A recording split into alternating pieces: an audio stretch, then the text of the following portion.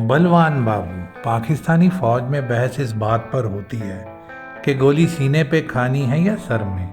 मगर आप लोगों की सिलेक्शन कुछ फर्क ही है। आप कहते हैं कि कूलों पर लगे तो ज़्यादा मेडल मिलते हैं। बलवान, आप सबको ये बताना पसंद फरमाएंगे कि आप ये जो वॉर इंजर्ड बैच पहनते हैं, ये गोली आपके राइट कूले पे लगी थी कि लेफ्ट कूले पे? मैं बताऊं या आप खुद बताओगे?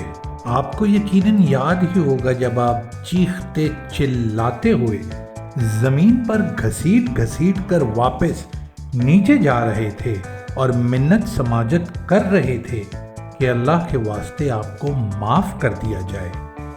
मैं ही वहां मौजूद था जिसने आपके इन वास्तों पर आपको माफ कर दिया था, इसीलिए आप जिंदा हो। क्या आप बताएंगे कि कैसे 6 महीने तक आप सुराख वाला फोम पिछवाड़ के साथ बांध कर डर डर कर कुर्सी पे बैठते थे? यही पाकिस्तानी मोहर आपके ऊपर लगाते हैं, यही डर आपको देना था। जख्म तो भर गया आपका, लेकिन डर अभी तक कायम है। आइए बलवान बाबू, बैठिए, सोफे के ऊपर डबल फोम आपके लिए लगवाया है।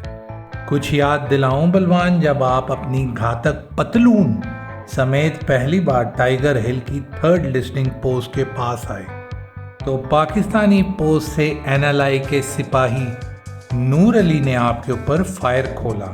नाम तो याद होगा आपको, क्योंकि बार बार नूर अली आपको अपना नाम बता रहा था।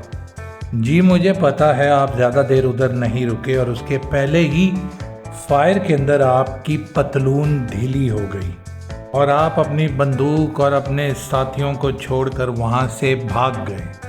आपकी राइफल नूर अली ने अपनी पोस्ट के बाहर लटका दी थी और कर्नल कुशाल ठाकुर, जो कभी खुद भी टाइगर हिल के पास नहीं आए, ने आपका स्वागत गालियों से और लानतों से किया था और अगले ही दिन आपको 250 जवानों के साथ वापस भेज दिया था कि जा बेगैरत, अपनी राइफल नीचे लेके आ। इस बार आपके पिछवाड़ को लाल 7.62 mm पाकिस्तान ऑर्डिनेंस फैक्ट्री की मेरी गोली ने किया था। साफ जाहिर है 700 मीटर से मारी थी ये गोली, आपके कूले को चीरती हुई निकल गई और आपकी घातक पतलून के अंदर आग भी लग गई थी। लगता है सीख तो निकल गई थी, लेकिन तिक्के सीख के बगैर ही जल के लाल हो चुके थे। कुछ याद आया वो आई कांटेक्ट? आपके पाकिस्तानी वालिद ने आपके ऊपर किस तरह मोहर लगाई थी? आज 25 साल के बाद बड़ा देश देश कर रहे हैं, इसमें कोई शक नहीं। यकीनन आपने देश के लिए अपनी गांठ फटवाई, मगर बलवान को थोड़ी बहुत शर्म आनी चाहिए आपको। आपके देश ने आपको लड़ने के लिए भेजा था, पिछवाड़ में सुराख करवाकर भागने के लिए नहीं। बेटा बलवान, टाइगर हिल टॉप आपके लिए ऐसे ही है जैसे किसी पापी के लिए नर्क। आप तो ये बखूबी जानते हैं, लेकिन जिन लोगों के सामने खड़े होकर आप फड़े मार रहे हैं, उनके लिए आप ही की लैंग्वेज के अंदर एक्सप्लेन किया है। भारतीय फौजियों, मेरी बात कान खोल कर सुनो। NH-1D से एक कदम भी आगे रखा तो याद रखना, द गोस्ट विल रिटर्न। दूर दूर से खड़े होकर इशारे कर करके वीडियो बनाते रहो, नो इश्यूज।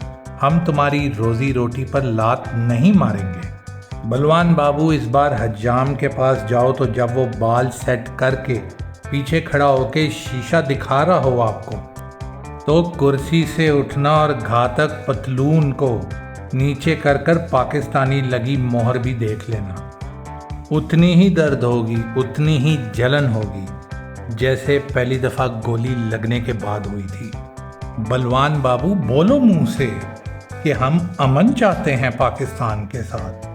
पाकिस्तान आर्मी की जय हो, पाकिस्तान की जय हो।